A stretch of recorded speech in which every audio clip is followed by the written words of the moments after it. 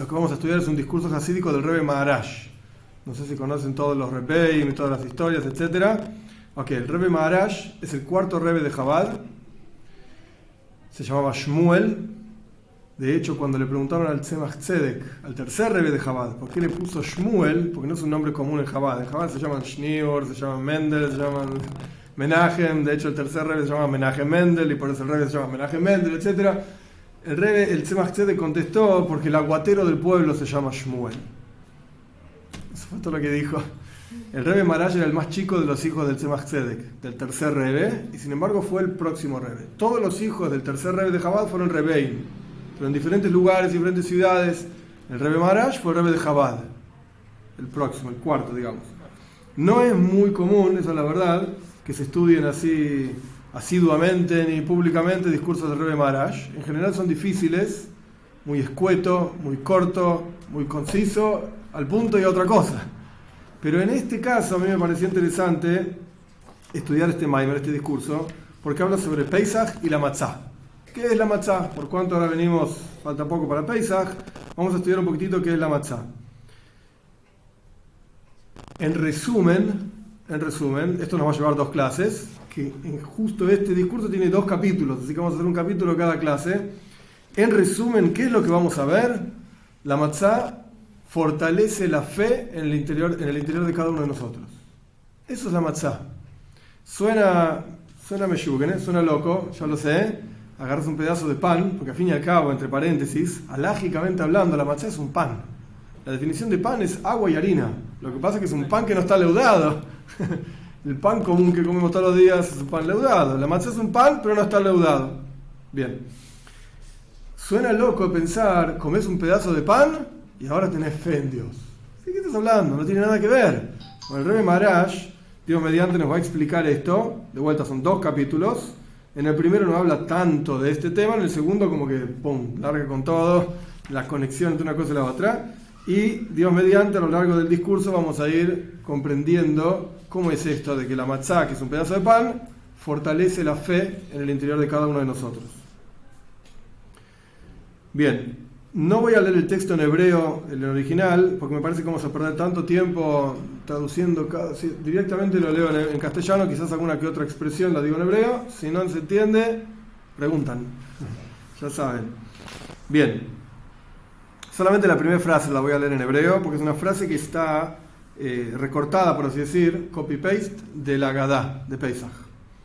En la Agadá de Pesach, en una parte, ya bien cerca de cuando vamos a comer matzá, la Agadá nos dice así: matzah zu she'anu oichlim al shumma. Esta matzá, y la costumbre nuestra es tocar la matzá, esta matzá que nosotros vamos a comer, ¿por qué la comemos? Así decimos en la Agadá, el texto. Y la Agadá contesta misma, la Agadá misma contesta. Entre paréntesis, me olvidé decir, este discurso es de 1870. De Pesach 1870. ¿Por qué comemos esta matzá? Al shem shelo hispik betzeket shelaboiseinu leachmitz. Porque no alcanzó el tiempo, por así decirlo, para que la masa de nuestros antepasados leude. Estaban en Egipto, esa misma noche que salieron, comieron matzá. Entonces la Agadá nos cuenta, no alcanzó el tiempo hasta que leude, para que leude la matzá, el pan ese que habían hecho, hasta que se reveló sobre ellos el rey de todos los reyes, el santo bendito sea, y los redimió. Punto. Eso es lo que el Rebbe copió de la Agadá, y sobre esto va a construir todo un discurso. ¿Qué nos está diciendo la Agadá? Che, ¿por qué comes matzá? ¿No tenés otra cosa más rica para comer? ¿O más lo que sea? La respuesta de la Agadá es: no entendés. La noche de Pesach la gente estaba comiendo, o iban a comer, y estaban esperando que el pan leude. Llegó un tiempo hasta que leuda, lo horneás y queda rico, etc. Y antes de que leude, apareció Dios. Y nos sacó de Egipto. No dio tiempo. Eso es lo que dice la Agadá.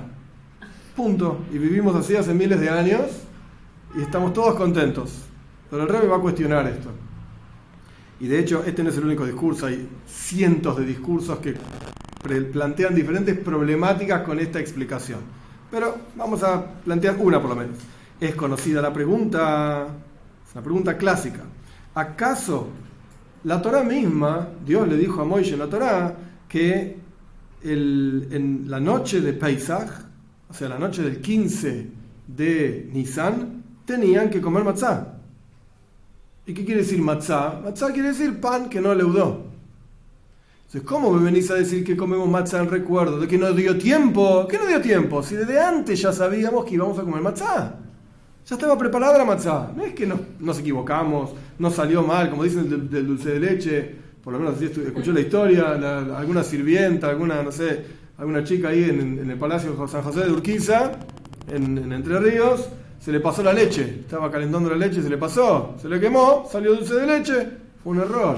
O como la penicilina, que se le pudrió, no me acuerdo el nombre ahora, ¿Fleming era? No me acuerdo. No me acuerdo. Se le pudrió ahí las bacterias y salió la penicilina. ¡Ay, Mazel Tov! No dio el tiempo, matzá. No era así. Estábamos preparados. Entonces, ¿por qué la Agadá pregunta que comemos matzá? ¿Por qué comemos matzá? Porque no dio tiempo para que leude la masa. ¿Qué dio de tiempo? A propósito lo hicimos así. Porque Dios mandó. Ahora, ¿por qué Dios mandó? ¿Qué sé yo? Porque se le ocurrió. Pero el punto es que era una orden de ayer. Entonces, ¿qué es esta que está diciendo la Agadá? Esto lo vamos a entender primero entendiendo otra cosa. Estos clásicos de cursos hasídicos, planteamos un problema, una pregunta, y nos vamos a volar por otro lado, y después vamos a volver al final a esta pregunta. El Arizal fue un gran cabalista, Itzhak Luria en Tzfaz, año 1550 aproximadamente. El Arizal escribe, en realidad él no escribió nada, sus estudiantes escribieron lo que él dijo, pero el Arizal escribe que esto es un término cabalístico, lo voy a decir así como está, y paciencia. Esto es justamente lo que el Rebbe quiere explicar. ¿De qué se trata esto? La matzá es Katnus Abba, traducción literal, la pequeñez del padre. Punto. ¿Lo entendiste? ¿No entendiste? Chao, andate a pasear. Pequeñez del padre. Esto es lo que dice el Arizal, eso es la matzá. Pequeñez, Katnus Abba. Entonces el Rebbe pregunta, hay que entender de qué se trata esto. ¿Qué es Katnus Abba? Entonces primero yo... No está acá en el Maimar, una pequeña introducción a esto que vamos a estudiar. No vamos a estudiar Kabbalah, pero vamos a estudiar algunas ideas que tienen que ver con eso, que nos van a ayudar a entender esto que está diciendo el Arizal sobre la matzá, y a través de entender eso vamos a entender la pregunta del Rebbe. ¿Qué es esto de que no dio el tiempo, de que leude, etcétera? Bien. Pequeña introducción. ¿Qué es Kabbalah? ¿Qué son los términos cabalísticos? ¿De qué se trata toda esta cuestión? Son todas palabras raras, expresiones raras. Y a propósito son palabras raras y expresiones raras. A propósito. Nuestros sabios cuentan que Rabbi Shimon ben Yochai, cuando quiso escribir el Zohar, o mandó a escribir el Zohar, tenía un estudiante que se llamaba Rabbi Abo. Así se llamaba, Rabbi Abo. Y Rabbi Abo tenía una cualidad, una capacidad especial de hablar y hablar y hablar de un tema, y en realidad estaba hablando de otra cosa. Si vos entendías de qué estaba hablando, bien. Y si no entendías de qué estaba hablando, fuiste. Este tipo parece loco. Entonces, a propósito, Rabbi Shimon mandó a este Rabbi Abba a escribir el Zohar para que esté oculto, digamos. El que entiende, entiende, el que no entiende, chao. De hecho, el Rebbe lo va a traer más adelante, le Hakim Abiremiza, a un tipo que es sabio, le das una indicación, como que juega al truco, le guiñas el ojo y el tipo ya sabe qué carta tenés. Moviste la boca para acá, el tipo ya sabe que ya está. ¿Por qué? Y porque hay un código, porque se conoce, etc. Este era Rabbi Abba. Entonces en Kabbalah está lleno de expresiones que son súper difíciles de entender. ¿De qué estás hablando? La gran plantación de manzanas, el jardín de manzanas. ¿Qué jardín de manzanas? Sí, si se fijaron en el rezo de Shabes, ¿quién viene a comer con nosotros la noche de Shabes? Hakal Tapujin Kadishin, el santo jardín de manzanas. Ah, ¿en serio? ¿Hay un jardín de manzanas comiendo con nosotros? ¿De qué estás hablando? ¿Qué es esto? Y así hay montones de cuestiones. Y está clásico en Kabbalah, Abba e Ima. Papá y mamá. ¿Y quiénes son papá y mamá? Se refieren a niveles espirituales. En el alma de la persona, de cada uno de nosotros, ¿qué es Abba e Ima? Dos cualidades intelectuales. Así como un padre y una madre físicos. Por eso en Kabbalah se les da este ejemplo. Así como un padre y madre físicos. En cada uno de ellos, en el desarrollo de un feto, de un bebé, de una gestación, etc., cada uno de ellos aporta algo diferente. El padre aporta una gotita minúscula y la madre desarrolla todo eso. De la misma manera, en Kabbalah, Abba e Ima son dos cualidades intelectuales que cada una son totalmente diferentes una de la otra. Una se llama en general en Hasidut, en Kabbalah también, Jochma, sabiduría. ¿Qué es Jochma? Jochma es un punto central básico de una idea, el núcleo de una idea. Como quien dice, Jochma. Como quien dice, sí, lo tengo, pero espera, todavía no te lo sé decir. Lo tengo en la punta de la lengua, pero no sé bien. Pero entendí. Eso es Jochma. Es como un rayo y surge en la cabeza una idea y decís, tengo una buena idea. ¿Me la podés contar? No, espera que la pienso un poquito y después te la cuento. No tengo todos los detalles. Eso es Jochma. Eso se conoce como Abba. Es un núcleo, un punto. Como papá, en hebreo. Abba. Ima, que es la mamá, se llama en Hasidut, en otros lugares en Kabbalah, Bina. Bina significa entendimiento. Jochma es sabiduría, Bina es entendimiento. De eso estamos hablando. Todo ese, exacto. ¿Qué hace la madre? La madre física, digamos, desarrolla en su útero todo un feto, todo un hijo. De una cosita minúscula genera todo un ser humano, con cabeza, con piernas, etcétera, etcétera. De la misma manera, Bina, desarrolla la idea de Jochma. Donde vos decís, quiero una casa, es un ejemplo, quiero una casa. Y la veo en la cabeza, yo sé lo que quiero, sé la casa que quiero. Entonces vas al arquitecto y le decís, bueno, mira, quiero construir una casa. Y el arquitecto va a decir, bueno, hay muchos tipos de casas. ¿Qué querés? ¿Cuántos pisos va a tener tu casa? ¿Cuántas ventanas? ¿Cuántas habitaciones? ¿De qué son los pisos? ¿De qué color vas a pintar las paredes? ¿Y de qué va a ser el techo? ¿Y la luz? Y así podés hablar de N detalles de la construcción de una casa. Montones. Pero cuando uno imaginó esa casa originalmente, era solamente, mi casa, sí. Es el núcleo de una idea. Bina es el desarrollo, la amplitud, la longitud, la profundidad, cada uno de los detalles de esa idea. Eso es Bina. Eso se conoce como Ima. Bien.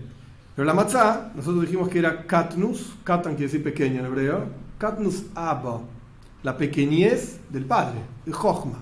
Pequeñez de Jochma. ¿Qué es esto?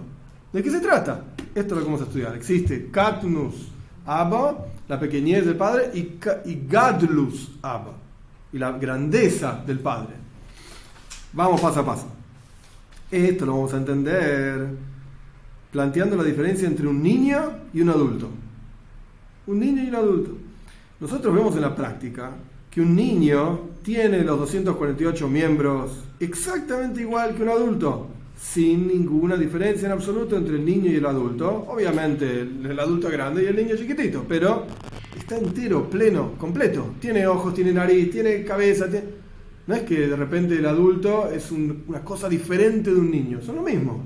Uno más grande y lo más chico. Todo aquello que tiene el adulto lo tiene el niño también. Solo que en el caso del niño es todo más chiquitito. Tiene los mismos deditos, chiquitito. La cabeza más chiquitito. Todo lo mismo, pero chiquitito. Y el intelecto del niño también es más chiquitito. No solamente en tamaño, ahora estamos hablando en calidad, no en cantidad. ¿Por qué? Porque el chico entiende cosas, entre comillas, pequeñas. Un niño se puede poner nervioso porque no diste un caramelo. Y el adulto, ¿viste? Quiero un caramelo. ¿No se lo diste? Tómatela, ¿viste? Chao. Me voy a comprar un caramelo. ¿Me voy a poner nervioso? No me voy a poner nervioso porque no me diste un caramelo. Pero el niño, sí, te va a gritar y te va a volver loco. ¿Un caramelo? Bah. Después el adulto va cambiando el caramelo por cosas más elevadas. El dinero, yo qué sé. Pero se entiende la idea de que un chico tiene, entre comillas, lo digo en el buen sentido, una cabeza chica. Sí. Piensa en cosas chiquitas. Sin embargo, tiene intelecto igual que el adulto, solamente que es más pequeño, más chiquitito, y va creciendo con el tiempo. Eso es un chico, un niño, niña, es todo lo mismo. Ahora bien, cuando el chico crece, no se le agrega en el cerebro físico nada. Así se escribe acá. Sabemos que el cerebro también va creciendo en tamaño, digamos. Pero bueno, no se le agrega al cerebro nada. O sea, no hay nuevas partes, así lo entiendo yo lo que dice el Rebbe. No hay nuevas partes en el cerebro. En el cerebro está la corteza, no sé qué cosa, el hipotálamo, el hipocampo, no sé qué cuánto. No es que de repente cuando sos adulto tenés una parte nueva del cerebro, nunca lo tenés. No, es lo mismo. Más grande, más chico, pero es lo mismo. Solo que después de que crece, el cerebro del adulto es un recipiente adecuado para que resida la energía, digamos, del intelecto como la entiende un adulto. El cerebro, o sea, la palabra más sencilla, está desarrollada, en un adulto está más desarrollado, puede entender cosas más abstractas, más complejas que un niño, simplemente porque es niño no las puede entender. Y si es así, tenemos que decir que el niño, incluso cuando es niño, tiene el potencial en su interior de todo aquello que va a poder captar, incluso cuando sea grande. Es igual, nada más que el niño es en potencial y el adulto es en realidad, en la verdad, digamos, la posta. El adulto entiende, el niño está en potencial. Solo que, de vuelta, todo ese potencial que está en el niño está en forma oculta. Porque si no fuese así, si tuviésemos que decir que al adulto se le agrega algo nuevo que el niño no tiene, entonces tendríamos que ver esas cosas nuevas. ¿Dónde está? A ver, ¿qué tiene? ¿Un pedazo nuevo de cerebro? No tiene nada nuevo. Todas las capacidades que se encuentran en un adulto están desde el comienzo de su creación, desde el nacimiento. Solo que, de acuerdo a la cantidad de años, se van creciendo, van desarrollándose las capacidades del adulto. Pero no que de repente hay cosas nuevas. No hay nada nuevo. Es todo lo mismo que tenía desde chiquitito. De hecho, entre paréntesis, obviamente no está en el Maimar, pero es interesante hoy en día con la medicina y el avance, etcétera. Sabemos que el cuidado que uno tiene que tener con los niños, vos que sos maestra jardinera, la alimentación, los estímulos alrededor, es súper importante. Porque lo alimentás mal al chico y fue. Después nunca más va a funcionar el COP. Lo enseñás mal además y... Nunca más se va a desarrollar ese chico. Esto es lo que pasa con los chicos que están en las calles. Es triste decirlo así, pero intelectualmente hablando no tienen mucho futuro. Es tristísimo. ¿Por qué? Porque no comieron, porque no vivieron, porque pasaron frío o lo que sea. Tienen otra realidad. ¿Yeah? Pero el potencial lo tienen. El mismo nene que lamentablemente terminó en la calle pidiendo moneditas, lo que sea, ese mismo nene lo llevas a otro lugar, con una familia que lo quiere, lo aprecia, lo alimenta, lo cuida, puede ser el próximo Einstein. Tranquilamente puede ser. Pero lo pusiste en la calle a pedir moneditas y qué sé yo, y lo arruinaste. Ahora es un coso dando vueltas y nunca va a ser capaz de estudiar nada. No, es verdad. Nada. Pero ese mismo niño, que dice que potencial está. Todos nacemos con ese potencial. Claro, eso es lo que está diciendo. El potencial está. Entendemos y cómo nos desarrolla. ¿Sí? Nos ayuda, ¿Sí? nuestros padres. Seguro. Es una responsabilidad muy grande, sin duda. Surge entonces que forzosamente tenemos que decir que el niño tiene todos los potenciales que el adulto va a tener también, la capacidad intelectual, como la sabiduría de Shlomo Amelech, del rey Salomón, que es el ejemplo clásico en el judaísmo del hombre más sabio de toda la historia, etc. Solo que está oculto y está en Bekitsur, está súper resumido, pero está, el potencial está. Y lo único que está revelado del intelecto del niño son cosas pequeñas. Entonces se pone nervioso por un caramelo y bueno, como cualquier niño. Y esto es lo que dicen nuestros sabios también, es una expresión talmúdica, Butzim Hasrin Yedia. Las lucecitas, como que así como las lámparas de antes, no eran como las lamparitas que tenemos hoy en día, eran de aceite, iban sacando chispitas. Entonces una lámpara saca chispitas y vos ves de las chispitas que va sacando la lámpara que esto va a ser un gran fuego, por así decirlo.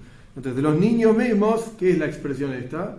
En los chicos, cuando uno lidia con niños, uno puede darse cuenta, si uno sabe ver, etcétera. Este pibe, esta piba, para arriba. Este es capaz, esta entiende, esta va a ser una gran sabia. Uno ve a los niños y este va a ser un gran deportista, quizás no le da mucho el cop la cabeza, pero corre y mueve. Y esta, no sabes dónde va a terminar. Esta tipa, ingeniera de no sé qué cosa. Uno se da cuenta. En los niños mismos uno ya se da cuenta. ¿Por qué es así? Porque el potencial ya está ahí. Esta nena que vos decís en el futuro va a ser la ingeniera de no sé qué cosa y va a inventar ahora no puedo hacer nada. La verdad que quizás no sabe ni sumar. Pobrecita, es una nena, chiquitita. Pero bueno, vos ya sabés que el potencial está ahí.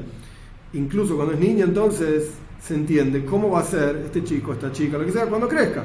Porque incluso siendo niño está en forma oculta toda la grandeza de esa persona, solamente que está muy, muy, muy oculta. Y también, acá todavía no lo trae, pero hay un libro interesante, Joibes Alevois, los deberes del corazón, está en español, está en castellano también. Joibes Alevois, los deberes del corazón. Ahí trae, no me acuerdo si en el Shara Pejine, me parece que era en el portal de la comprensión, algo así se llama. Ahí trae una idea muy interesante. ¿Por qué cuando somos chiquititos, justamente como me acordé de esto por lo que está diciendo el Rebbe acá, por qué cuando somos chiquitos tenemos menos conciencia que cuando somos grandes? Porque cuando somos chiquititos es una gran bondad de Dios, increíble bondad, que somos, entre comillas, lo digo medio tontos. ¿Por qué? Imagínate, estamos acá sentados y de repente uno se hace encima. La vergüenza que pasaríamos, o no sos capaz de mover tu mano para agarrar la comida. Entonces, ¿sabes qué? Somos chiquititos y no nos damos cuenta de estas cosas. Ningún bebé se avergüenza de que se hizo encima, o que no sabe comer, o que no sabe hablar. Entonces Hashem a propósito hizo el mundo de esta manera, que cuando somos chiquititos no sabemos muy bien las cosas, cómo funcionan. ¿Por qué? Para no pasar vergüenza, justamente. Pero el potencial está ahí. El potencial está ahí. Esa niña un día no se va a hacer encima, va a decir, ok, si tengo que ir al baño, me voy al baño, no voy a hacerlo acá en el medio de todo el mundo. No necesito que me cambie los pañales ni nada por el estilo. El potencial está ahí. Ahora bien, otra idea más, apoyando la misma cuestión de pequeño y grande. Si nos dijésemos que está todo el potencial de grandeza, incluso cuando es un niño, entonces tampoco podríamos llamarlo katnus y gadlus, pequeñez y grandeza. Tendría que ser dos cosas diferentes. ¿Cuándo llamas algo chiquito y algo grande? Cuando es la misma cosa, nada más que esté chiquito y esté más grande, pero es lo mismo. El niño la niña es un ser humano con todo el intelecto, pero chiquitito. El asunto de pequeñez y grandeza solamente tiene sentido decirlo cuando algo todavía no brotó, no creció, como por ejemplo el pasto, que cuando es chiquitito, lo único que le falta al pasto es crecer, brotar un poco más. Y cuando crezca más, lentamente va a ir creciendo y va a ser más grande. Pero es el mismo pasto, es el mismo ser humano, es todo igual, nada más que esté chiquito y esté más grande.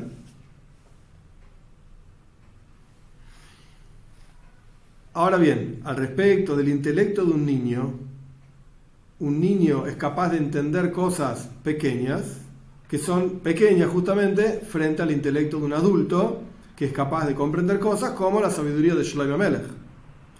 Ahí, a pesar de que dijimos antes, ahora el Rebbe está planteando una diferencia. Hasta acá dijimos, es todo igual. El niño es igual que el grande, el niño es en potencial, el grande es en realidad, el niño tiene en su interior todo potencial, etc. Pero hay una diferencia.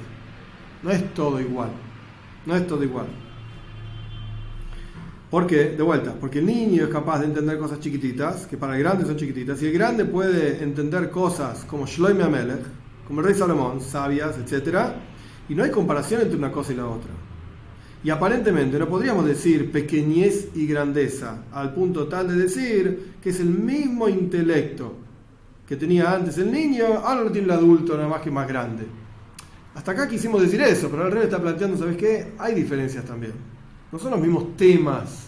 No es que ahora sé sumar 1 más 1 es 2, soy un niño, y ahora sé sumar 50 más 50, soy adulto. No, hay otro tipo de cálculos que son mucho más complejos, que el niño no los puede ni comprender. Yo sé una integral, derivadas. El niño no entiende nada. ¿Sí? ¿De qué me estás hablando? No entiendo nada. Entonces no podemos decir, así nomás, que el intelecto del niño, ese mismo intelecto creció, y ahora el niño comprende las cosas como Shlomo Amelech, como el rey Salomón. No hay comparación en absoluto. No hay comparación en absoluto. Sino que forzosamente tenemos que decir que el niño tiene el potencial en su interior de que va a crecer y va a comprender las cosas cuando crezca. Pero en forma revelada, su intelecto es en cosas pequeñas, que sí que son otras cosas que entiende el chiquitito, las cosas que entiende el adulto, y va a crecer y va a empezar a entender cosas más complejas, pero la capacidad intelectual está en el niño. O sea, los asuntos que entiende el adulto y los asuntos que entiende el chico son muy diferentes. No hay comparación. Pero el intelecto está ahí. La capacidad intelectual está ahí. Bien. Hasta acá entonces entendimos qué significa grande y qué significa chiquito. ¿Qué significa ahora? Otro paso más. ¿Qué quiere decir que el intelecto del niño está oculto? ¿Qué es lo que está oculto? ¿Qué es esa cosa oculta? ¿Y cómo se va revelando ese intelecto a medida que el chico crece? ¿Qué quiere decir un intelecto oculto? Una idea oculta. ¿Qué es esto? El Rebbe explica con una expresión clásica del Talmud. Le hakimo beremizo. A un sabio, como dijimos antes, a un sabio con una marca, con una mueca, ya está. Con una señal, ya le indicaste tú un remes, una alusión. El tipo ya sabe. En Hasidut hay una clásica expresión, dal la meivin. Suficiente para el que entiende. y después sigue. Es clásico en discursos largos, te da todo un chorizo, toda una explicación, vedal, punto, listo. Si no entendiste, ¿sabe qué? Anda a pasar. Y el que entiende, entiende. Entonces, a un sabio, con una alusión, ya está, ya le dijiste todo. A pesar, ¿qué quiere decir esto? Con esta idea vamos a entender qué quiere decir un concepto oculto. Vamos a ver, paciencia. A pesar de que la explicación simple de esto es que por cuanto la idea es tan profunda, que el que comprende, sí, por eso me quedé trabado, lo cerraba, el que comprende es tan sabio que incluso si vos le decís algo en forma de alusión, el tipo ya entiende. A pesar de que esta es la explicación simple de Hakim Aberomita, un sabio le das una alusión, el tipo ya entendió. ¿Por qué? Porque es muy sabio. A pesar de eso, tenemos que entender por qué justamente una persona que es muy sabia entiende con una alusión. Y no todos los sabios entienden. Porque uno puede decir algo y algunos entienden y otros no. Hay una historia del Rebbe Marash, justamente, con el Rebbe Rashab, con uno de sus hijos que fue después el próximo Rebbe, el quinto Rebbe de Chabad, que dicen, así escuché, que cuando el Rebbe Marash decía un discurso hasídico, había partes del discurso que los escuchaban algunas personas. El Rebbe estaba hablando, no sé, 100, 200 personas, 500 personas. Algunos escuchaban una parte del discurso y otros escuchaban otra parte del discurso. No escuchaban todos todo el discurso. ¿Por qué? Porque el discurso, para este grupo, el Rebbe explicaba este asunto, y para otro grupo el Rebbe explicaba otro asunto, diferente. Entonces cada uno tenía lo que necesitaba, lo que comprendía, lo que era capaz de entender. El Rebbe era capaz de hablar, digamos, una sola vez, de manera tal que para este digo una cosa, para este digo otra cosa, para este digo otra cosa, y para este digo otra cosa. El Rebbe Rashab, el quinto Rebbe, que después fue el quinto Rebbe de Chabad, una vez le pidió a su padre: me gustaría darme una braja, dar una bendición para escuchar todo el discurso. Quiero escucharlo entero. De una parte para no quiero entender todo lo que decís, que sea todo para mí también. Entonces esto es justamente lo que está planteando justamente el Rebbe Maharash. ¿Por qué es que cuando vos das una alusión de algo, algunos la entienden y otros no? ¿Qué pasa ahí? Y el que es más sabio, ese entiende la alusión, y el resto como que se quedaron mirando y se les pasó totalmente por arriba, ni se dieron cuenta que hubo una alusión ahí. La idea es así. Un remes, ¿qué es una alusión? ¿Qué es una indicación, una marca? Remes en hebreo es una alusión, aludir a algo. ¿Qué es una alusión? Es algo extraño y lejano, totalmente extraño del concepto que uno realmente quiere decir. Como dijimos antes con las cartas. Acá me preguntan si es por el nivel de la Neshama. Ahora vamos a ver. El Rebbe va a explicar. Ahora vamos a ver. ¿Qué es una alusión? Una alusión es algo totalmente extraño y lejano al concepto que uno realmente quiere decir. Si uno tiene un juego de cartas en la mano, X, no sé, en el truco, y vos le guiñás el ojo al que está enfrente tuyo, ahora ya ni me acuerdo, hace tantos años que no juego al truco, pero quería decir, no sé si era el ancho de basto, no me acuerdo más ya. Ok, es una carta, X. La carta esa tiene un dibujo y un número. Entonces cuando vos le guiñás el ojo al tipo, no le dijiste ni un número ni un dibujo, ninguna de las dos cosas. Tampoco dijiste carta, tampoco dijiste vamos a jugar así o asá, o pon esto vos no dijiste nada de eso, vos guiñaste un ojo. Ahora, cualquier observador exterior que no necesariamente sabe jugar al truco, mira, este tipo guiña ojos, mueve la boca así para el costado, no entiende lo que está haciendo, no se entiende nada. ¿Qué relación hay con una carta y guiñar un ojo? Ninguna. Cero relación. Cero. Si vos por lo menos dijiste, che, carta 35, bueno, dijiste carta, yo qué sé, nada, guiñaste el ojo, no tiene nada que ver. Esto es lo que está diciendo el Rebbe acá. Una alusión es algo totalmente extraño y lejano del concepto que uno realmente está tratando de transmitir. No tiene nada que ver con el concepto. Nada. Y cuando la persona alude, dentro de esa alusión está oculto, muy, muy oculto, una idea, un concepto. Está muy, muy profundo oculto esa idea ahí. Por ejemplo, la carta tanto con tal guiño o lo que sea. Y por cuanto está muy oculto ese concepto, quien es grande en sabiduría, y el Rebbe estaba explicando y contestando, quien es grande en sabiduría entiende incluso la alusión. En el ejemplo que nosotros dimos del truco, qué sé yo, ok, no hay que ser gran sabio para jugar al truco, esa es la verdad, pero por lo menos tenés que conocer las reglas, y si vas a jugar así con las señales, el otro que te recibe tiene que saber de qué estás hablando. Si no, vos le guiñás el ojo al otro y dice, no entiendo, ¿qué te pasa? ¿Tenés una guasurita en el ojo? ¿Por qué me guiñás? Bueno, sos un tonto, no sabés jugar, flaco. Yo te guiñaba porque tengo esa carta, y para que vos juegues y yo juego la otra, etc. Entonces, está bien, eso es muy simple, pero es un ejemplo de lo que el Rebbe está diciendo acá.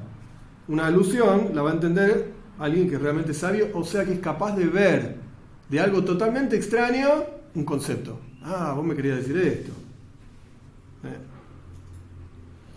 Pero quien no es tan sabio al punto tal que pueda entender por su propio intelecto y lógica qué es lo que hay detrás de esa alusión, no la entiende. Piensa que se le metió una basurita en el ojo, pero se le están guiñando el ojo. Y esto es así, porque cuando vos decís, transmitís un concepto, ese concepto está investido en palabras, a través de las cuales vos transmitís el concepto. Si vos decís, hola, buen día, ok, en realidad es un montón de letras, H, O, L, A, B, etcétera, etcétera, un montón de letras, que de hecho si vos las ordenás en forma diferente, no significa nada, podés decir cualquier pavada y no tiene ningún sentido. Ahora vos las ordenás como corresponde, estás diciendo, hola, es un saludo, buen día, yo qué sé, cortés, etcétera, etcétera. Entonces todo concepto, para poder ser transmitido de un lugar a otro, necesita letras, palabras. Y esas letras y palabras tienen que cargar, por así decir, contener ese concepto. Pero en el remes, en una alusión no son palabras. Bueno, le decís a tu compañero de truco que tenés tal carta. Tengo la carta no sé cuánto. Ah, se enteró todo el mundo. Sos un tonto también. No. Ahí no hay un concepto investido en la alusión. No. No es un recipiente en absoluto para el concepto, esencialmente hablando, como el concepto es. Por lo tanto, para que pueda ser comprendida esa alusión, el que entiende tiene que ser muy inteligente. Paréntesis. El caso del truco es un ejemplo, como yo dije, pero es un ejemplo limitado. ¿Por qué? Porque en realidad, ahora no me acuerdo de la carta, ¿sí? Pero en realidad cuando guiñas el ojo, estás como diciendo esa carta. Porque el otro sabe que el guiño de ojo es la forma, las palabras, entre comillas, para decir esa carta es, me guiñas el ojo. Las palabras para decirte la otra carta, ¿cuál es? Mover la boca para el costado. En realidad es como palabras. Por eso es un ejemplo limitado. Hasta acá servía. Ahora el Rebbe está yendo un poco más profundo. El ejemplo se nos quedó corto. Acá estamos hablando de una alusión donde no hay un acuerdo previo. Che, si te guiño el ojo es la carta tal. No, acá es de repente el tipo, no sé. Se cruzó y te dijo unas palabras y si lo entendiste. Si lo entendiste, bien. Y si lo entendiste, fuiste. Se pasó, ni te diste cuenta. No había un acuerdo previo. No, nada. De repente dijo así, entendiste bien, no entendiste, lo siento mucho. Entonces hay que ser sabio para captar el verdadero mensaje que te están tratando de decir detrás de esas palabras o detrás de esa expresión, ese tipo de cosas. Esta es la idea de una alusión. Por eso, repito, por eso hay que le hakima permiso. El Talmud dice, un sabio le puedes dar una alusión. Si el tipo no es sabio, vas a estar todo el día aludiendo cosas y el tipo no entendió nada, no lo captó. Y acá vamos a entender también que un concepto muy profundo, que es imposible investirlo en letras, en palabras, podés investirlo en alusiones, en forma de alusión. Por ejemplo, no es el mejor ejemplo tampoco, pero es un poco mejor que el truco. Si uno está hablando de la grandeza de Dios, y hablas y decís, es una cosa impresionante. Bueno, te da una idea más profunda de que, wow, este tipo está hablando de algo grande, mirá, no lo puede ni contener con las manos, no se me salen las manos, no sé cómo. Bueno, está hablando de algo tan profundo que no puede ni decirlo. Porque ¿qué vamos a decir de la grandeza de Dios? Bueno, es otro tema que ahora no voy a meterme para no irnos del tema, pero lo que digas no va a dejar de ser pequeñez. Se te queda corto. Te queda corto. Entonces haces un remes, una cosa, mirá así. Bueno, ok, se entiende que no tenemos ni palabras para decir esto. Entonces, de vuelta, así como un concepto muy profundo que no podés investirlo en palabras, lo podés investir en una alusión, porque así como una alusión contiene algo totalmente oculto y solamente una persona muy inteligente la puede comprender, de la misma manera, podés entender un concepto muy profundo que no es posible investirlo en palabras en una alusión, justamente, porque la alusión la va a entender un tipo que tiene una capacidad intelectual muy profunda. Y esto es similar al concepto de los ejemplos que dio Shlomo Melech. Hay un libro de Shlomo Melech que se llama Mishlei. Mishlei se traduce como proverbios, pero en realidad la traducción correcta es ejemplos. Mashal en hebreo es un ejemplo. Meshalim son ejemplos. Mishlei, Shloime son los ejemplos de Shlomo Melech. Él mismo dice que el Tanaj cuenta sobre Shloime, Vaidaber Shloishes Alafim Mashal. Shloime habló 3000 ejemplos. Y después dice de las plantas y de los pájaros. Y uno lee esto y dice, mira, todo lo que dijo Shloime en toda su vida son 3000 cosas. Y la verdad es que nosotros cuando hablamos más de 3000 palabras e ideas y cosas. ¿Cuál es la gran sabiduría de Shloime que dijo 3000 cosas? Nada. Entonces, ¿qué me está diciendo el Tanaj? Si vos me querés explicar la sabiduría de un tipo, no me decís, está hablando todo el día. Puede ser que sea un pesado, habla todo el día, no quiere decir que es sabio. Y Shlomo Melech habló 3000 ejemplos. ¿Qué me importa? ¿Cómo muestra eso la grandeza de Shlomo? Hasidut explica. De cada cosa, de un concepto, Shlomo Melech era capaz de decir 3000 ejemplos diferentes de una idea, de manera tal de rebajar esa idea 3000 niveles más bajo de lo que él estaba. Ejemplo y ejemplo de ejemplo y otro ejemplo y otro ejemplo y otro ejemplo y así 3000 veces, no de diferentes cosas, de lo mismo. Este ejemplo no lo entendiste, espera, te voy a dar un ejemplo más, otro más, del mismo asunto. Y ahora decimos, ok. Shlomo Melech era capaz de vincularse, digamos, de charlar con un tipo que estaba 3000 veces por debajo de él en capacidad intelectual. Ok, ahora es otra cosa. O dicho al revés, lo mismo, estaba 3000 veces por arriba de todos los demás. Esto es similar a los ejemplos de Shlomo Melech. Por cuanto la sabiduría de Shlomo Melech era muy grande, como dice el Tanaj, Vayech Kam Mikol Adam, fue más sabio que todos los seres humanos. Por eso podía rebajarse los conceptos en ejemplos y en Hidot son, no me sale la palabra, adivinanzas, ese tipo de jugarretas, digamos, verbales, que uno va explicando cosas, etc., 3000 veces más bajo de lo que él realmente estaba. Que el concepto de investir una idea en un ejemplo es solamente una alusión. El ejemplo es una alusión a los conceptos. Hay un ejemplo que a mí me gusta dar sobre este asunto, ahora vamos a seguir, pero me parece que es claro el ejemplo. Si uno tiene que enseñar, un maestro de física tiene que enseñar física a chicos de primer grado, es difícil. Si vas a pararte a llenar pizarrones con números y qué sé yo, nadie entiende nada, se tiran tizas, se molesta, no funciona. Entonces, ¿qué podés hacer? Agarrás bolitas, canicas, bolitas, llevas, 500 bolitas y se ponen todos en el piso a jugar a las bolitas, pim, pum, pam, etc. Y cuanto más fuerte la tirás, la otra más lejos llega, etc. Eso es física. Es física pura. Que rozamiento, que vectores, podés decirlo de una manera, podés decirlo de otra. Pero los chicos están estudiando física. Y lo adaptás a unos chicos que están ahí jugando a las bolitas. Claro, ese es Shlomo Melech. Él jugaba las bolitas y estaba en realidad diciendo física.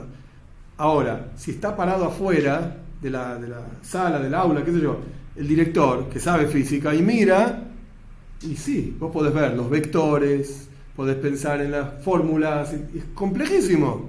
Una bolita le pega a la otra y sale para allá o sale para el otro lado, con cuánta fuerza, para arriba, la gravedad. Podés hablar horas y horas de física sobre un juego de bolitas. Entonces, ¿el maestro enseñó física o no? Los pibes se fueron maravillados. Jugamos a las bolitas. ¿Qué aprendieron hoy? La pasamos re bien, jugamos a las bolitas. Bueno, pero en realidad enseñó física. El maestro que estaba afuera, el director que estaba afuera, dio la física en las bolitas. ¿Los nenes vieron física? No, los nenes la pasaron re bien. Ok, pero con el tiempo el maestro va a decir, ¿se acuerdan cuando la pelotita, qué sé yo? ¿Ves? Ese es el vector de fuerza, qué sé yo, qué sé cuánto. Ese es un remes. Esa es una alusión. Las bolitas son una alusión a la física. ¿Sí? ¿Es lo mismo? A ver, mostrame los pizarrones con fórmulas. No, nada. No escribí ni una letra, ni un número. Pero te enseñé física. Ese es Shlomo Melech. Y eso es lo que está ejemplificando acá, o diciendo acá Rebe, al respecto de un remes, una alusión. hay un concepto que está súper oculto ahí. Y solamente alguien que sabe, alguien sabio, lo ve. El que no es sabio, no lo ve. De la misma manera vamos a entender el concepto de cómo se inviste el ocultamiento del intelecto de un adulto, que solamente, de un niño que solamente se revela cuando es adulto, eso quise decir. Cuán oculto está en cada uno de nosotros, cuando somos niños, están todas las ideas que podemos pensar, que somos capaces de pensar, están ahí, están súper ocultas. Sos un niño, ¿y ahora qué crees? Caramelos. Eso es lo único que me interesa. Tiene como una capa de la cebolla que vamos... Sí, totalmente, de a poquito, ¿sí? Llegando al núcleo de la cebolla, ¿sí?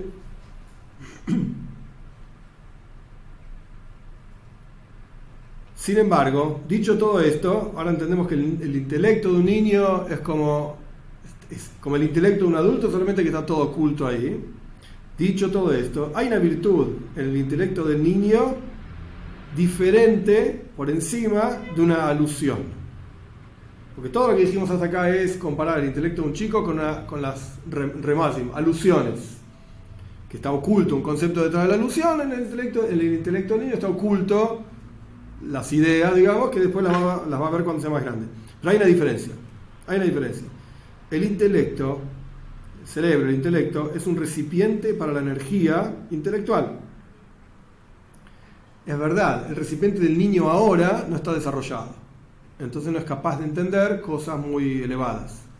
Pero el intelecto en sí, el cerebro en sí, es un recipiente, efectivamente, para el intelecto. Dale tiempo. Dale de comer, como dijimos antes, dale tiempo. Lo que no es el caso con el remes, con una alusión o un ejemplo, es algo totalmente extraño al intelecto, al concepto. Como dijimos antes, bolitas no es física. Bolitas se juegan las bolitas y la pasamos bien. Y física se estudia física con números y vectores, y etc. No, como quien dice, vos me maices, no me digas que jugando a las bolitas estudiaste física. No, bolitas es bolitas. ¿Por qué? Porque las bolitas es algo totalmente extraño a la física. Podés aplicar las ideas de la física al juego de bolitas. ¿Pero es lo mismo? No, no es lo mismo. Jugar a las bolitas es jugar a las bolitas y física es otra cosa. Es complejo, etcétera, es otra cosa. Entonces, ahí hay algo extraño a través de lo cual vos querés llegar a un concepto. Eso es un remes, es una alusión. Pero es extraño, la bolita no es lo mismo que la física. En el caso de un niño, no es exactamente así. Porque el niño tiene intelecto, y el intelecto del niño valga la redundancia, es intelecto, es cerebro, piensa, no son tontos, piensa. Ok, no pueden pensar lo mismo que piensa un adulto, porque es un niño, pero pensar piensa, es el mismo asunto. Nada más que acá hacen un niño y acá hacen un adulto, no es un remes, no es igual. ¿Se entiende la diferencia entre un ejemplo o la misma cosa? Nada más que en ciertos momentos sos capaz de entenderlo, en ciertos momentos no sos capaz de entenderlo. Bien, dicho todo esto, con todo este ejemplo vamos a entender, ahora viene algo un poco más complicado, que es como, son las últimas, ponerle 5 o 8 líneas de este capítulo, nos van a servir como introducción al próximo capítulo. Paciencia, si no se entiende, vamos de a poco. Todo esto que explicó el Rebbe, toda esta hoja entera, es un ejemplo de lo que viene ahora. Con todo esto vamos a entender qué significa Jochma, qué significa sabiduría. Y no solamente sabiduría en el alma de cada uno de nosotros, sino sabiduría, lo digo como está acá, incluida con las 10 sefirot. Ya. Si entendiste bien, entendiste, chao. No, ¿qué quiere decir todo esto? La idea es así. En Kabbalah se habla de sefirot. ¿Qué es una sefirá? La traducción literal es como esfera o algo por el estilo, pero la gente malinterpreta burro y piensa que hay bolas ahí dando vueltas, la bola de la bola de Jochma, la bola de vino. No hay bolas en ningún lado, en ninguna forma. Tampoco dentro nuestro hay pelotas ni nada por el estilo. Nada, ninguna bola de nada. Paciencia. Tampoco. Una sefirá es una expresión divina. Dios mostrándose de una manera o Dios mostrándose de otra manera. Nosotros en nuestro interior también tenemos una estructura basada en esas sefirot, pero de vuelta, son expresiones. Por ejemplo, un maestro que va a enseñar cualquier cosa, yo siempre hablo de hombres porque yo soy hombre, pero es lo mismo, soy hombre y mujer. Un maestro que va a enseñar un concepto puede ser bondadoso o puede ser estricto. Y lo opuesto de bondadoso. ¿Qué significa un maestro estricto? El maestro se para, escribe en el pizarrón el concepto, la idea, chicos, copien, si entendieron bien, si no entendieron, vayan a buscar en los libros, no sé. ¿Yo te lo dije o no? Sí, está ahí, mirá, está dibujado todo, lo escribí todo. Está toda la información que necesitas ahí. ¿No lo entendiste? Es problema tuyo. ¿Qué crees que haga? Anda a buscar.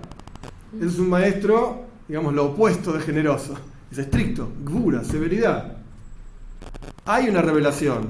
¿Por qué? Y porque soy maestro, me pagan para ser maestro, bueno, acá vengo y escribo todo lo que tengo que escribir. Y ya está.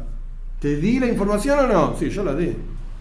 Ahora, la forma en que diste la información es tan escueta, tan limitada, y bueno, el pibe más capaz entendió y el pibe menos capaz, viste, pobrecito, ¿qué va a hacer? Quedó afuera. Un maestro generoso viene y escribe la misma información y se pone a explicar.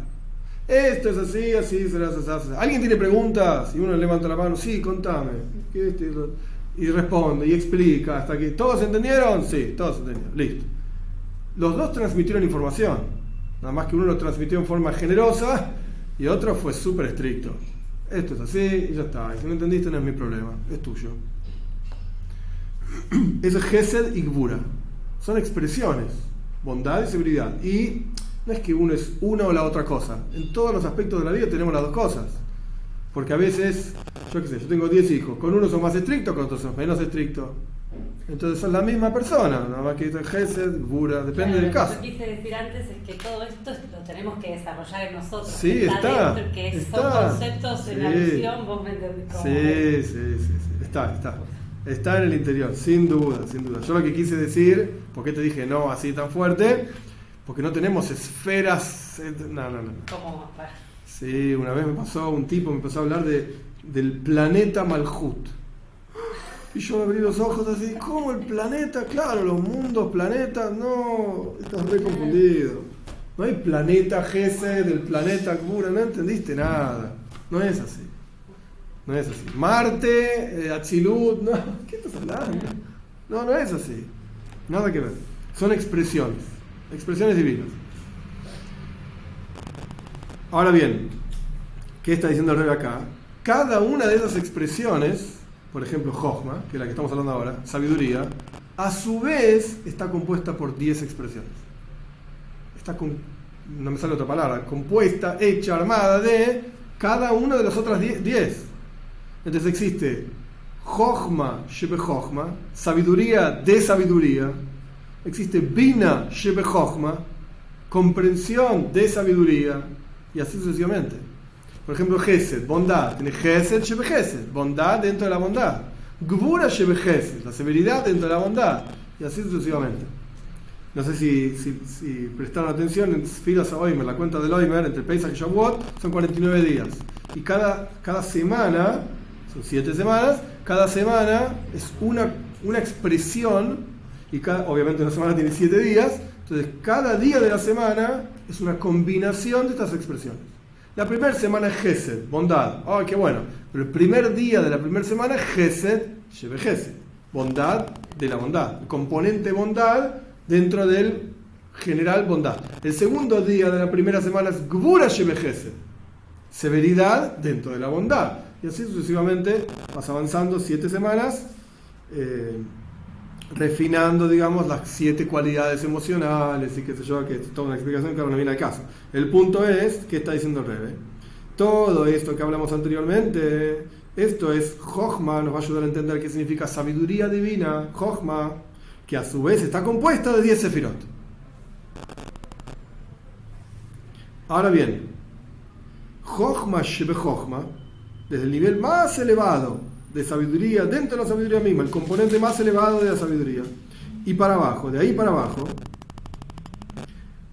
cada concepto se puede revelar en forma de un relato. Por ejemplo, podés investir un concepto en letras. Por ejemplo, Boruch, la palabra Baruch, el Rebbe lo pone en Yiddish, Gelubt, bendito, Baruch es bendito.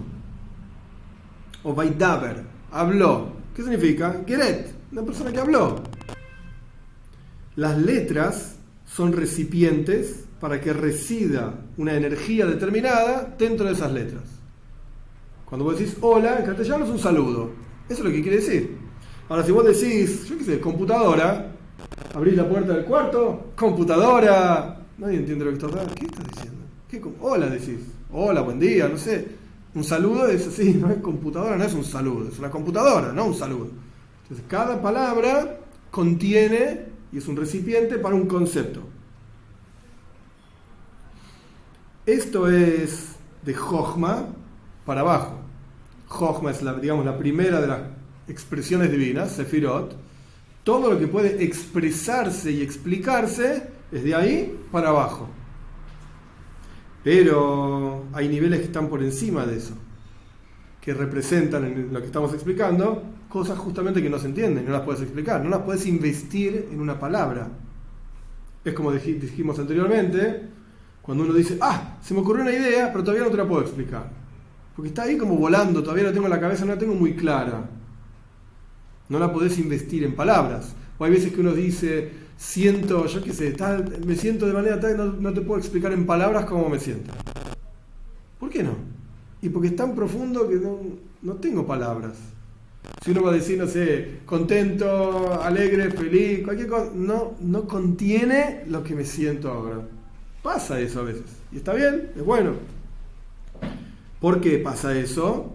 Porque es algo tan profundo que no hay palabras, no hay letras que contengan eso que uno quiere expresar. Entonces, de Jochma para abajo, de la sabiduría divina para abajo, todo esto se puede explicar de una manera u de otra. Dios habló, Dios es bendito, Dios es grande, Dios es bueno, decís todo lo que quieras. Eso es de Jochma para abajo. Pero de Jochma para arriba, no hay nada que puedas decir de Dios. Es tan profundo y tan complejo, tan infinito, que nosotros no tenemos palabras para decir, nada. Con esto el Rebbe quiere explicar una expresión de Kabbalah. Pnimius Abba, Pnimius Atik. El Rebbe acá está copiando los escritos del Arizal. El Rebbe empezó hablando del Arizal, acá está copiando una frase del Arizal. ¿Qué dice la frase? Parece una tontería, pero es interesante cómo está expresada la frase y está escrita de esa manera, eso es lo más loco. A pesar de que no entiendan todos los detalles, ahora explico, vamos paso a paso. Lo más profundo del nivel X es lo más profundo del nivel Z. ¿Qué? Dos niveles, X, ¿sí? X y Z. Y no sé por qué. Ese es el texto. Y no sé por qué. Ahora uno se pone a pensar, un rabino, estamos hablando del Arizal y qué sé yo, de vuelta, él lo escribió a los alumnos. Un rabino está escribiendo un libro súper complicado, etc. Si no sabes algo, ¿qué decís? No sé. No digas nada, ya está. Seguí escribiendo y otra cosa. Escribí de otro tema. La frase podría haber sido tranquilamente: lo más profundo de X es lo más profundo de Z. Punto. ¿Y para qué dijo que no sabe por qué? No digas nada. No, escribió. No sé por qué. Ahora vamos para atrás. ¿Qué es Abba? Abba ya dijimos que era Jochma, el padre de sabiduría. ¿Qué es Atik? Atik literalmente significa antiguo. Esta expresión surge de una profecía, una frase de Daniel, en el libro de Daniel, que lo vio a Dios como un anciano, Atik Yoimin, anciano de días. No importa todos los detalles. Lo que hace referencia este nombre es la esencia de Dios. En lo más profundo de la sabiduría divina y del ser humano, ¿qué hay? Lo más profundo de Dios.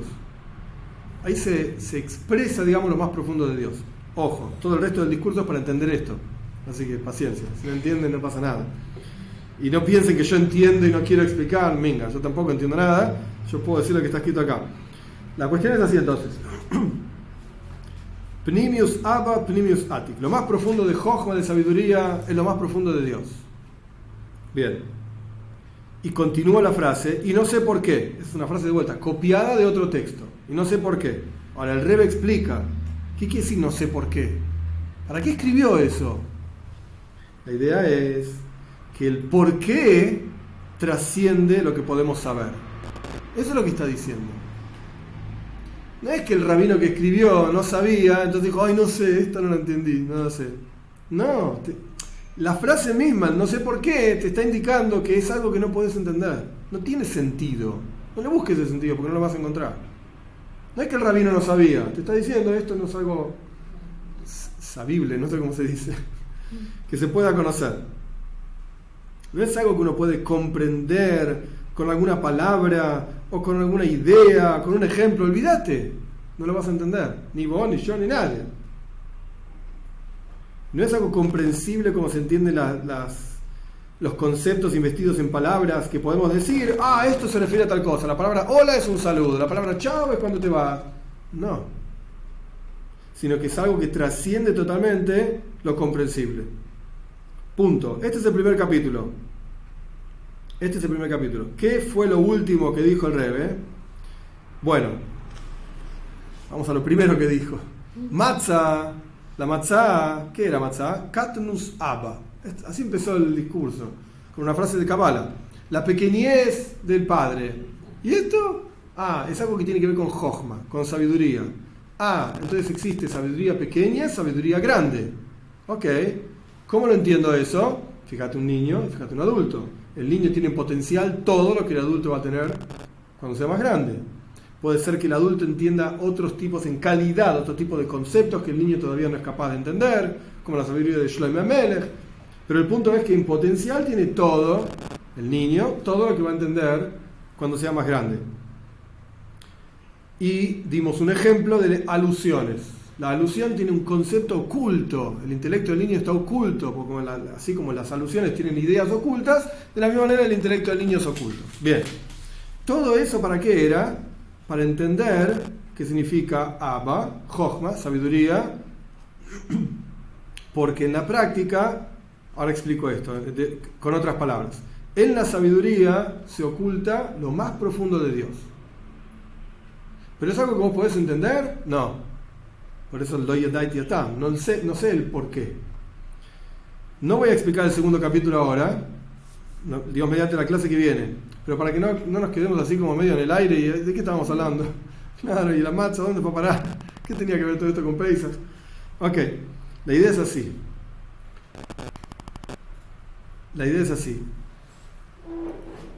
Cuando el pueblo de Israel come matzah la noche de Pesach, la matzah es algo tan profundo, contiene en su interior conceptos que nosotros no somos capaces de entender. Acá no lo explica en este Maimar tampoco. El Arizal escribe que el trigo representa Jochma, sabiduría divina. El trigo representa Jochma. Entonces la matzah, al no poder leudar, representa un concepto que no está desarrollado, está oculto. Y eso es emuna, eso es fe. Eso es fe. ¿Por qué? Porque la fe es aquello que no puedes comprender. Ustedes no necesitan fe en que yo estoy sentado acá. ¿No me ves a mí? Estoy acá. Eso no es fe, es conocimiento. La matzah, en el Zohar, y el Rebbe lo va a traer la clase que viene, lo vamos a estudiar ampliamente, se llama el pan de la fe. La matzah tiene esa cualidad de aumentar la fe en el interior de cada uno de nosotros. ¿Por qué? Comiendo un pedazo de pan tenés más fe. ¿Qué es la fe? La fe es aquellas cosas que no puedes entender. Por ejemplo, la esencia de Dios. No la podemos entender. Tenemos fe en que es así. La matzah, al representar Jochma, sabiduría, esa conexión de la risa que yo mencioné antes, en la sabiduría que está investido, que esto fue lo último que Rebbe dijo, lo vamos a explicar en la clase que viene, lo más profundo de Dios que no lo podemos entender. Entonces, ahí está, digamos, la conexión de una cosa con la otra. La matzah es de trigo. El trigo representa sabiduría. Dentro de la sabiduría está la esencia de Dios. Cuando vos comés matzah, que es un pan que no está leudado, lo que estás haciendo es introducir en tu interior la sabiduría de Dios. Y estás introduciendo en tu interior la esencia de Dios. ¿La entendés? No lo entiendo. Claro que no. Y menos comiendo un pedazo de pan. Claro que no lo entiendo. No te preocupes. Eso te va nutriendo tu fe. Justamente al asumir que es algo que no puedes entender, esto te permite abrir el copa, abrir la cabeza a los asuntos de fe. Si uno ni siquiera se permite, Maisim Bechol Yom, historias todos los días, de discusiones, etcétera. Tengo un hijo con quien tengo discusiones específicamente sobre estos temas. Ya hace mucho que no discutimos, gracias a Dios, pero él piensa que todo es racional en el mundo, todo se puede comprender. Y la verdad es que no es así. No es así. Incluso en las relaciones humanas, lo que uno mismo hace, a veces que uno no lo entendemos. ¿Por qué el tipo hizo esto? Y la verdad es que no sabemos, no entendemos. Y si le preguntamos, el tipo va a decir, no sé por qué lo hizo. ¿Qué sé yo? No todo se puede entender, y no todo es seichel, no todo es intelecto, están las emociones también. No es todo. Esto es lo que está pasando acá con la matzá. La matzá lleva consigo un concepto tan pero tan oculto que no lo podemos entender, pero eso mismo nutre nuestra capacidad de fe. Un ejemplo que se trae en Hasidus de esto, nuestros sabios dicen en el Talmud que un niño no sabe decir papá y mamá, no es capaz de decir papá y mamá hasta que pruebe trigo. Así está escrito en el Talmud. Cuando empieza a probar trigo, ahí empieza a decir papá y mamá. Ahora bien, ¿qué significa esto en conexión a lo que estamos diciendo acá? Cuando un niño chiquitito, ¿sí?, dice papá o mamá, ¿el chico entiende realmente qué quiere decir que esta tipa es mi mamá? No sabe lo que es una madre, no sabe lo que es el casamiento, no sabe todo lo que pasó para que el chico nazca, no sabe qué hace la madre, quién la nutre, le da de comer y la viste, no entiende nada, solamente sabe que es su mamá. Ahora, ¿está equivocado? No. ¿Y le dice a cualquier tipa que anda por ahí mamá? No, a una sola le dice mamá. A una sola. Y de alguna manera sabe que esta es la mamá y no otra. Hay montones de mujeres en el mundo, pero esta es mi mamá. Entonces, a pesar de que no entiende qué significa todo ese concepto, es algo que le trasciende su capacidad. Después, cuando crezca, va a entender que es una madre, que es un padre, pero en el momento que dice mamá, no entiende qué significa. Pero sin embargo, es verdad lo que está diciendo, es mamá. Este es el concepto de que en lo más profundo de la sabiduría está la esencia misma de Dios, que no la entendemos, pero podemos hablar de él. Que entre paréntesis, ya que mencionamos al Joibes Alevabis, a los deberes de corazón, él también menciona una gran bondad divina que siquiera podamos hablar de él. Porque es algo tan infinito, no hay nada que puedas decir de él. Entonces él nos da a nosotros, por así decir, entre comillas, permiso y palabras y expresiones para referirnos a él. Entonces, incluso cuando hablamos de Dios, ¿realmente entendemos, entre comillas, de quién estamos hablando? No. Tenemos una pequeña idea, así minúscula, como el nene que dice mamá, y no sé, está siempre conmigo, yo qué sé, y me quiere, y me acaricia, y me da besos, no sé, mamá, y todo el mundo le dice mamá, mamá. Pero no entiende qué quiere decir eso. No entiende. Lo mismo pasa con nosotros hablando de Dios, tampoco lo entendemos. Y eso es fe. Ese nene diciendo mamá, lo único que puede tener es fe en que esta mujer es la madre de él. Porque no hay forma de entenderlo en su edad, a su edad. Y esto es lo que carga la matzá, que vamos a estudiar la clase que viene. Pero este concepto, eso es lo que carga la matzá. La matzá carga esta idea de que nosotros introducimos a nuestra vida algo, comemos la matzá, que nos permite abrir la cabeza a decir, bueno, pero Dios es más grande de lo que yo pensé que era. Dios tiene aspectos que yo no entiendo. Dicho de otra manera, en conexión a lo que yo mencioné con mi hijo, y con eso terminamos, abrir la cabeza de que hay cosas que no entendemos y que no vamos a entender. Y hay que acomodarse a eso y hay que aceptar, digamos, ciertas cosas. No quiere decir ser un tonto. ¿Cuánto es 1 más 1? No sé, listo, es algo que no se puede entender. Bueno, pará, flaco, sentate y estudia. ¿Qué vas a entender? 1 más 1, agarra 2 papelitos, dos lapicitos, 2 manzanitas, una manzanita, listo, vas a entender que 1 más 1 es 2. Tampoco podés decirle cualquier cosa que no entendés. Pero sí, efectivamente, es un ejercicio llevar la cabeza, elevar la cabeza hasta decir, hasta acá llegué. Y no porque yo soy un tonto, porque no hay forma de entender más allá de esto. No hay forma.